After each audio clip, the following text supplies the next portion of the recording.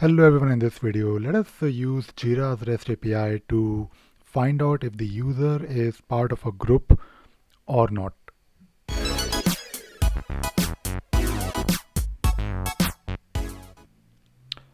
So as you know, I have been making a lot of videos on Jira's REST API, and we have been basically so far looking at the documentation, the reference document, where we are trying to understand what all we can do with the REST API.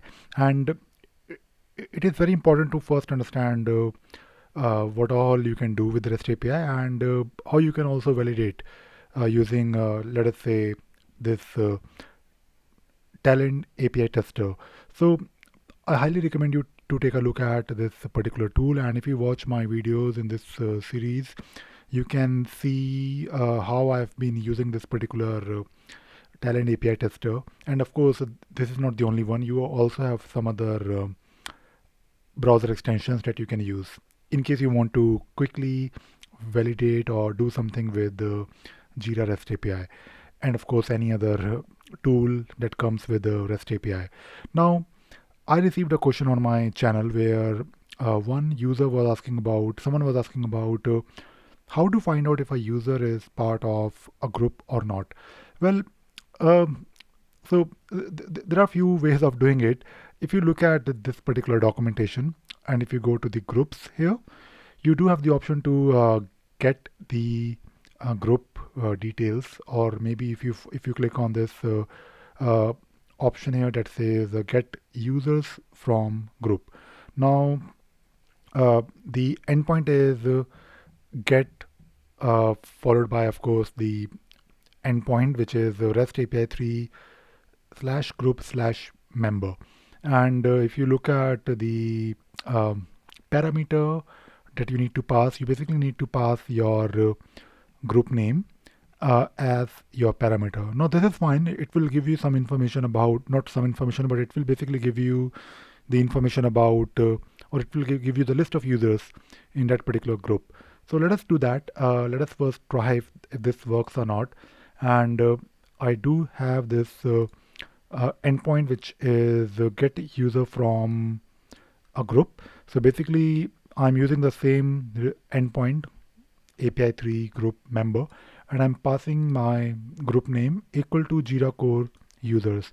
If you click on it, it will give you a response with the right now it has different values. So basically, it will fetch you, or it will give you the list of all the users, their account ID, whether they are active or not, and of course, few other details. And once you have the account ID on we're talking about Jira Cloud, you can of course do other things with them. Now this is fine, but uh, we have to now search for. Uh, I mean, let us say if you have the username. Let us say you want to know if this user is part of a group. So this is slightly uh, lengthy way of doing it. I mean, you can find all the users in a group, and then you can search for the user in that particular list that you get here, like in this particular list. It is maybe doing the same thing. You're solving a problem, but you have two steps here. First is, of course, to fetch this list, and second is to search for the user in the list. There is also one more way of doing it. If you scroll here, you have one more endpoint, which is get user. So this is actually a simpler way of doing it. And if you click on, by the way, it's a simple get method where the endpoint is REST API 3 user. If you look at uh, the the parameter that you need to pass, and that parameter is nothing but account ID. So you need to basically find the account ID that you can do. There is another endpoint. Let me do that for you very quickly. If you take a look at this endpoint REST API 2 slash myself, it will give you the account ID of your account. Basically, I mean, if you are doing it um, for your account, which is of course maybe the current logged in user, but you also have the ability to basically get the account ID uh, for any other user. For the time being, let us we'll probably talk about it in a separate video when we reach this stage in the list where we talk about users. But let us say you have the account ID, and now you want to find out whether this particular user with this particular account ID is part of a group or not. So what you can do, you can use this simple endpoint called REST API 3 user, and I have already saved this in my list of endpoints. So I'm just doing this REST API 3 user, and of course it will not work because we have to pass the account ID. So you have to pass in your account ID, which is ID with I capital, followed by your account ID, and if you click consent button, you might get an error. So right now the error is account ID query parameter needs to be provided. I am providing my account ID, but I believe the account ID is oh, so the spelling is wrong. So you have to be careful when you are using the parameters. So this looks good. It will give you the details of the user, and it will also give you the details of the groups. It can give you the list of the groups, but you need to expand it. So it says that expand using groups if you want. So right now you can now further add one more parameter. So if I take a look at, let us say, if I add and, if I have to use, let us say, one more parameter, I think I'm doing it slightly wrongly. I'm clicking on this link for some reason. Okay, so I think we are fine now. So if I add and if I type in here expand is equal to groups, it will basically, if you look at the string here or the whole path, so basically you need to do this and expand is equal to groups. So if you do this and if you press enter or if you click on the send button, it will give you the list of groups that you are part of. So it will basically give you the list here like this. So it's a very simple way of doing it, and if you of course read the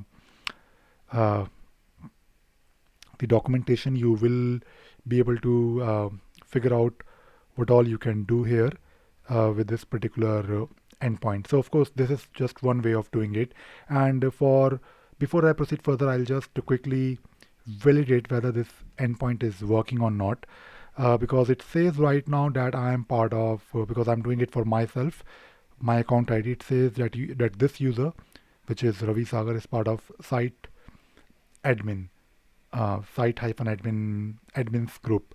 And if I go to the profile, if I click on my profile, hopefully I should be able to figure out, not here.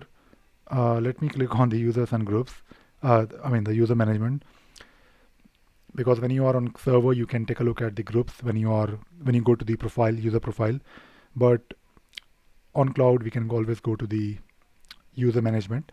So if I go to the groups and if I take a look at site admins, I'll just open it in a separate window. I might also take a look at Jira core users, and I'll try to add myself. So let me add myself. I'll use my email ID, and I'll add myself to one more group just to see if the REST API is able to give us two groups instead of one.